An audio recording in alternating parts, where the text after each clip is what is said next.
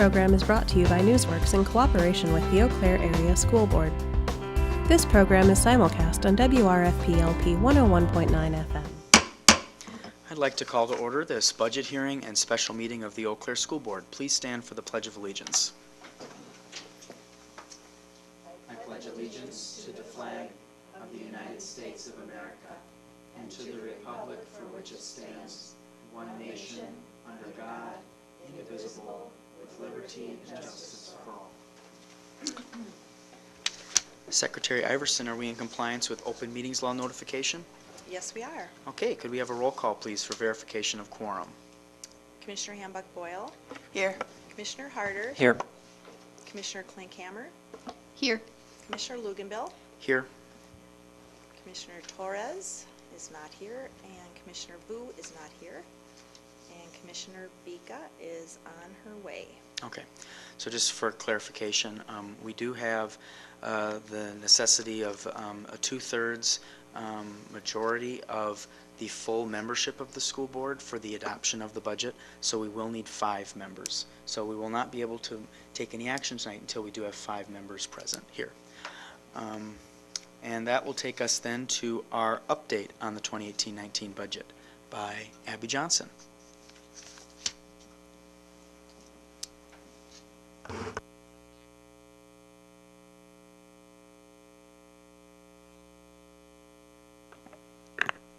Oh, there's an extra mic up here, so be careful. Good evening, everyone. Tonight I want to just give you an update on our final numbers after the October 15th aid certification. And then if you have questions, we can take them at that time. So we keep talking about our dollar, and we'll keep that at the forefront. Again, you'll see that 78 cents of each dollar is spent on salary and benefits. 16 cents of every dollar is spent on contracted services, which includes our contracted substitutes and our private school support. And we'll give a little more detail broke down as we get into the presentation. We spend 4 cents on supplies and a penny on capital and equipment needs, as well as debt, insurance, and other. Our considerations when we're making budget decisions are: how does it impact our student achievement? How does it impact equity and universal curriculum? How does it impact our organizational efficiency and impact fiscal responsibility? None of this should seem new because we've been talking about it for the last several months, but just want to make sure that everyone is aware of that.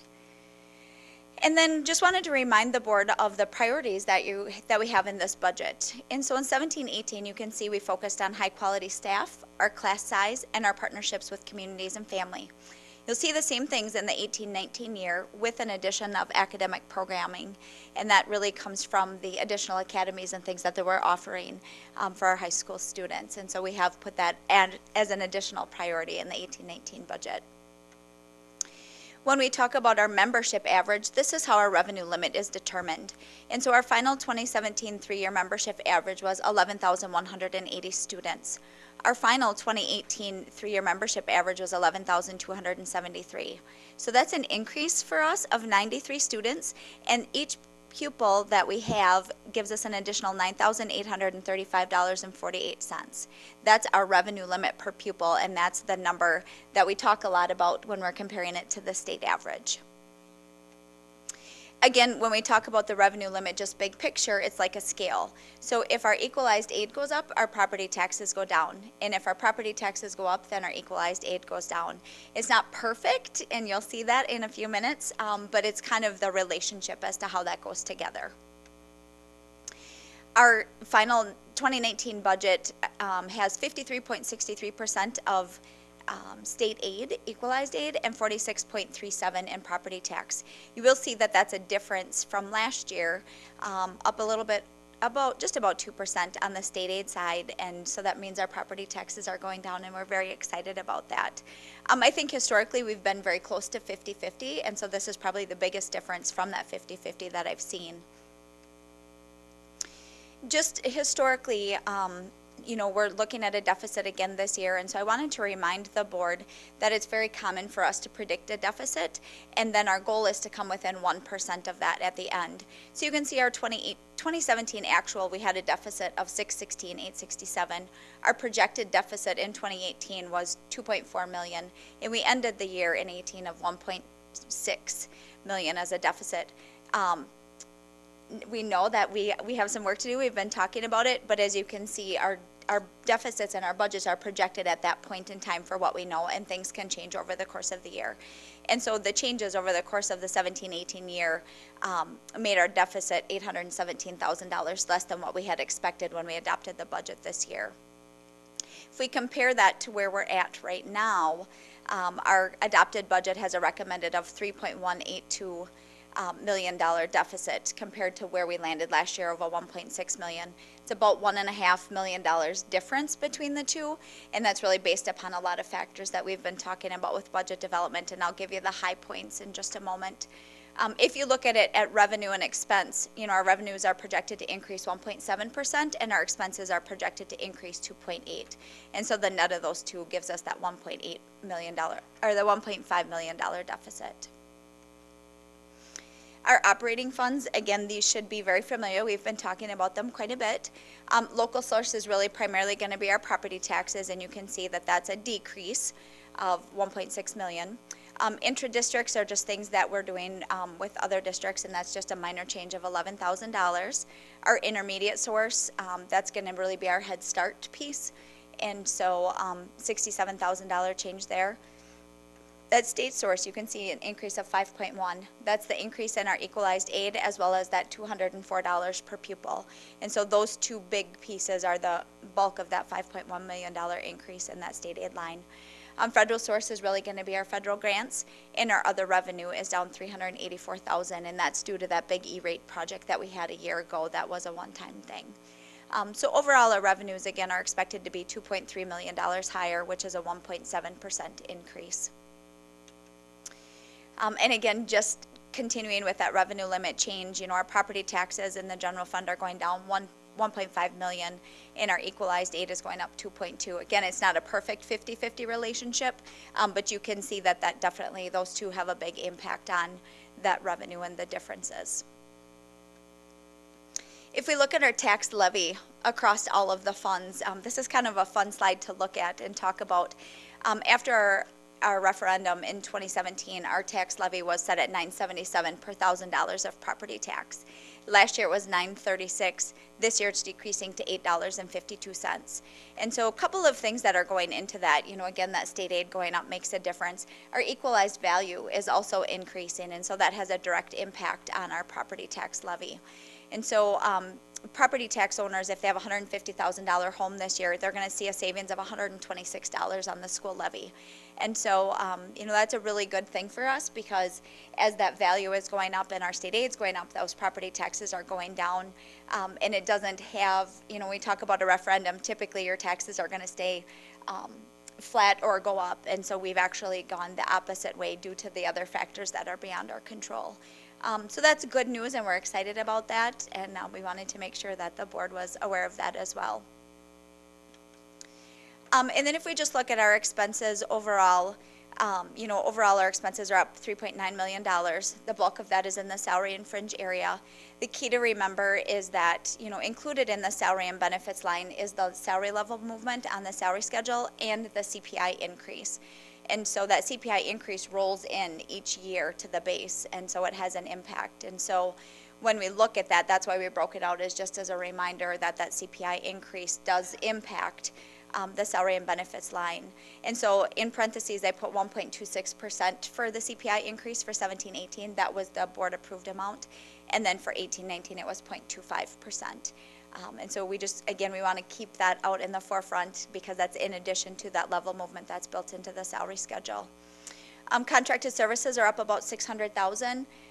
A chunk of that is definitely our open enrollment out, as well as the vouchers. And the voucher impact, our vouchers are up almost $200,000 this year from last year. We do levy that back, and so it has a zero effect, but when you're looking at revenue and expenses separately, it's reflected separately in each of those categories. Supplies, the big increase there, again, we've been talking about, has been the iPads. We were able to make reductions in other areas to not feel that full $735,000 of the impact for the iPads. Capital is just, we made reductions to equipment things.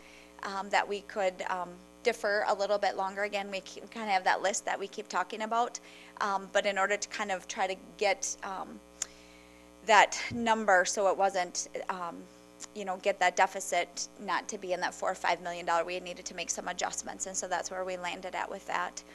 Insurance, we've been talking about our workers' comp insurance is the biggest difference in that line.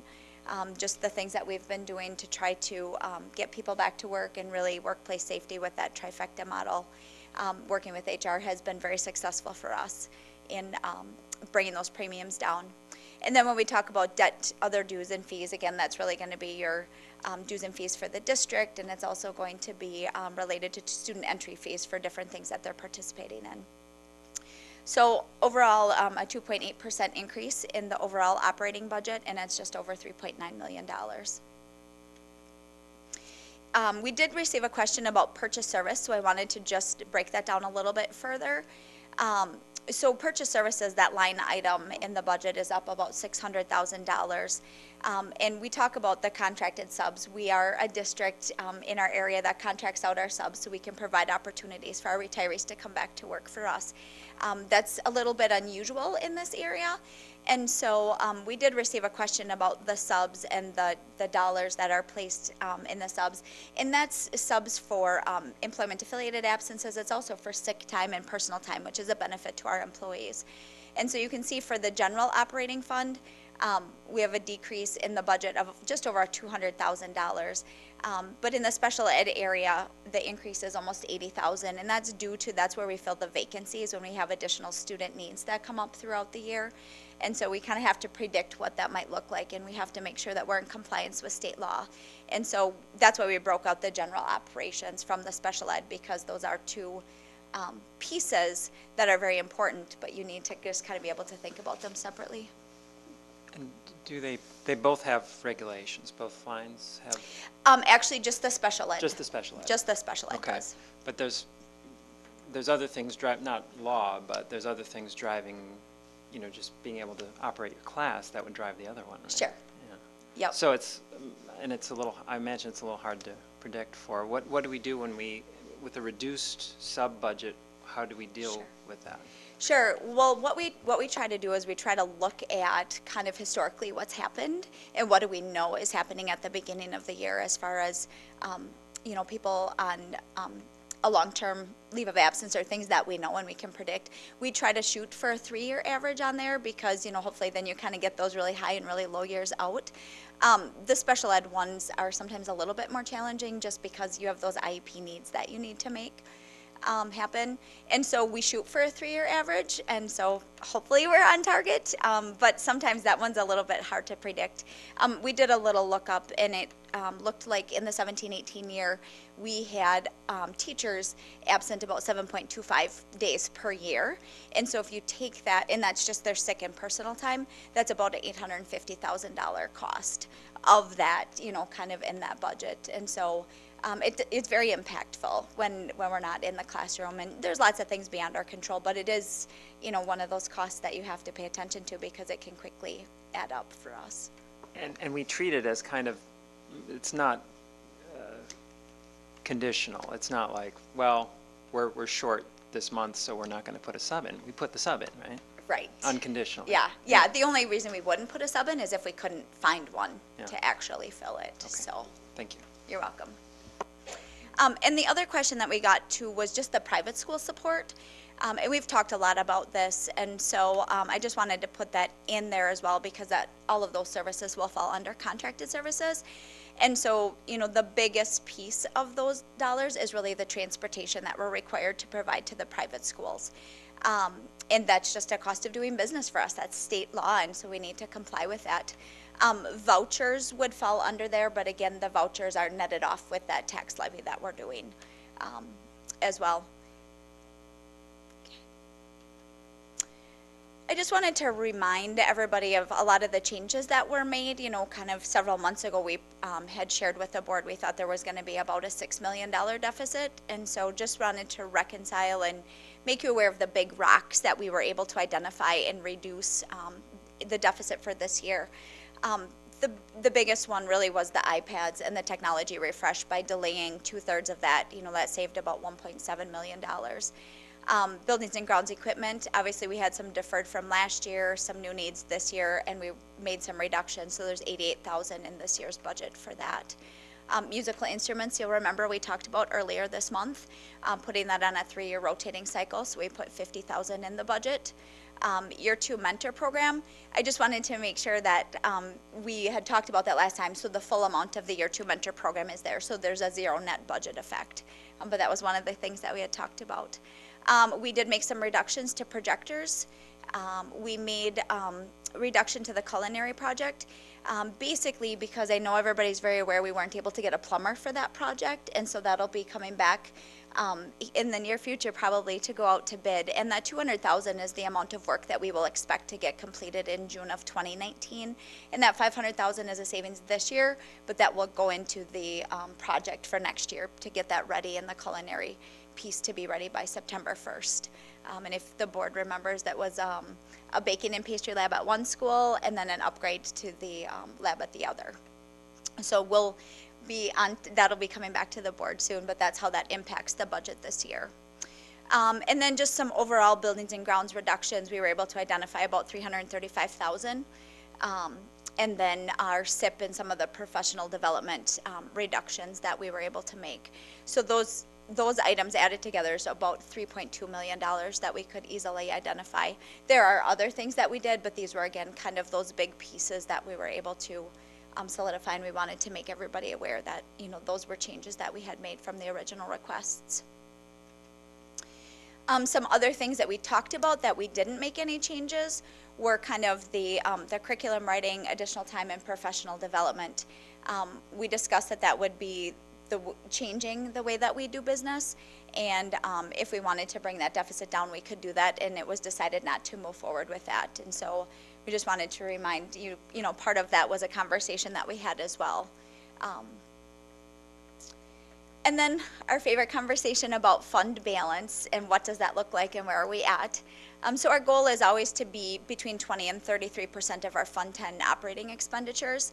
And you can see at the end of 2017-18, we were at 19.5%. And with this year's projected deficit of $3.1 million, that's going to bring us down to 16.6%. Something that we're all very aware of, and even last week at budget development, we were talking about that. And so it's on everybody's radar, and we'll be paying attention to that. But we have some things to review, and that number is very concerning for all of us. So, and then just an update again on the referendum spending. We anticipate spending just over $2.8 million this year for regular salary and fringes, $223,000 for class size reduction, $637,000 for safety and security and technology needs, and then our debt payment this year is $2.1 million, and that gets us to the $5.86 million that we had. And the other thing to remember too is if we hadn't passed that referendum, we would be in a much different place than where we're at today. And so I think we all remember that the referendum was to help us move forward with the deferred maintenance projects and some things that we had, but we knew it wasn't going to solve all of our problems. And so just want to keep that in mind because it is very helpful to us to have that. And if we didn't, we would be looking at much different numbers. So when we look at all of our funds that we talk about, we've been focused on 10, 27, and 29 because that's really our operating dollars, and that's where we see the most activity throughout the year. Our debt service, our non-referendum debt, our tax levy will be $3.3 million, and our referendum approved is $4.2 million. Capital projects funds, we don't have any money in there because we're actually paying out the money. We had money when we borrowed the $25 million that came from the referendum. So it looks kind of odd, but we wanted to make sure that it was kind of out there and people understood that. We'll have that fund for a couple more years until our projects are done, and then it'll kind of disappear until we have something else going on.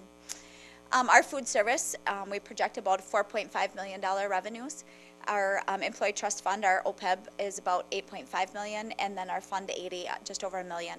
So when we look at our total revenues, just over $161 million for our district for the 18-19 year. And so just a picture to kind of go along with that. I know numbers are kind of hard to see, but really when you look at that Fund 10, you know, that is where the bulk of our funds are, because most of those are all our operating expenses.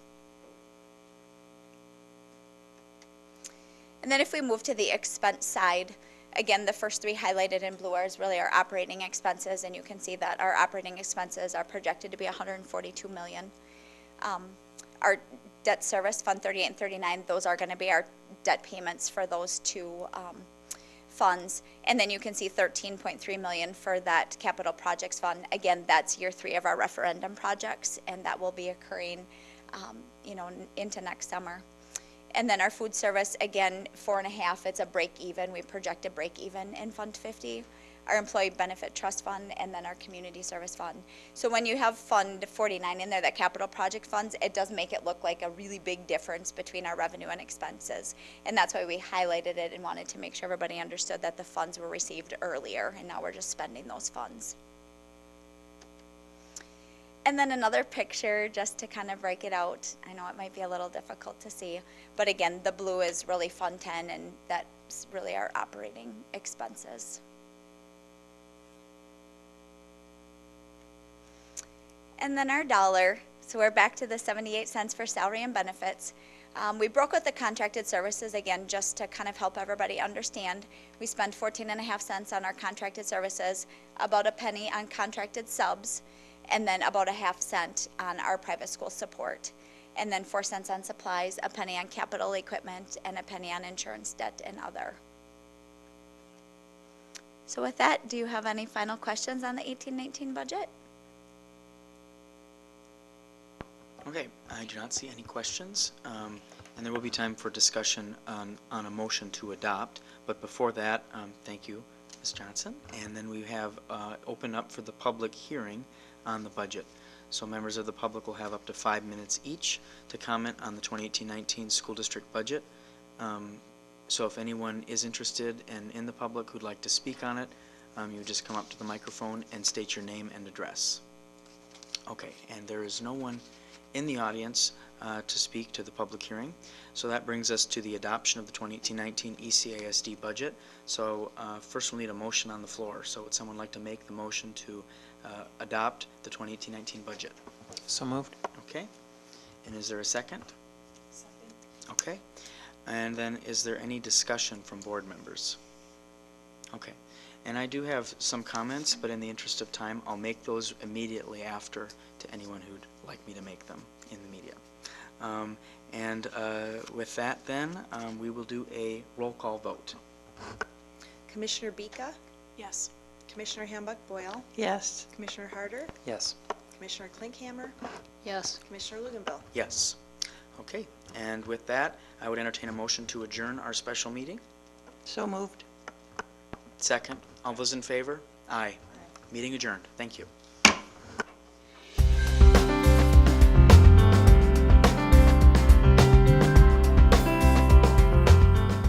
This program was brought to you by a cooperation between Newsworks and the Eau Claire Area School Board. Newsworks is made possible by continuing community support. If you would like to volunteer or make a donation, please contact us via phone at 715-839-5067 or online at valleymediaworks.org.